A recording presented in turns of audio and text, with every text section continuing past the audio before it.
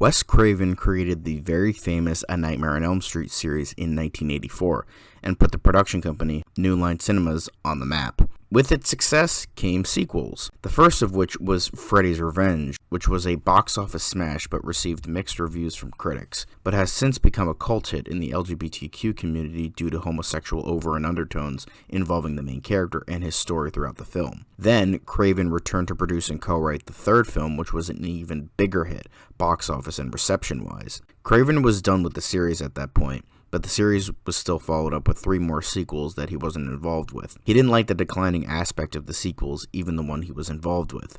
So he ultimately decided to make another series that was his answer to the Nightmare franchise at the time, with that answer being Shocker. It was originally conceptualized as a TV series, but then Craven decided to make it a movie series. But after Shocker received diminishing returns and mixed reviews from critics, any sequels that might have been in mind were cancelled. As I said, this was pretty much Wes Craven's answer to the Nightmare franchise at the time. At the time this was released, 5 Nightmare movies were released, with the latter 2 being the worst the franchise had to offer at the time, with the final movie being the worst in tow, but that would be released a few years after Shocker. With that, the way that this movie feels is definitely a more comedic version of A Nightmare on Elm Street.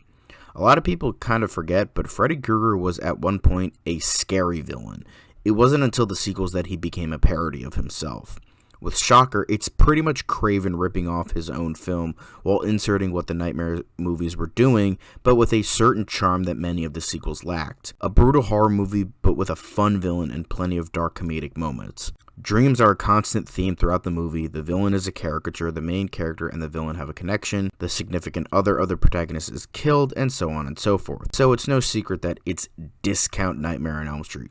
But with that, I still thought it was pretty good. As I said, it's very comedic, but it also has a lot of brutal moments as well. The kills are fantastic, and no one is off limits. It's not exactly scary, but it is a ton of fun, and you could tell Mitch Pileggi as Horace Pinker is having a fucking ball with the role. He goes full cartoon character at certain points, and for some reason, it just works.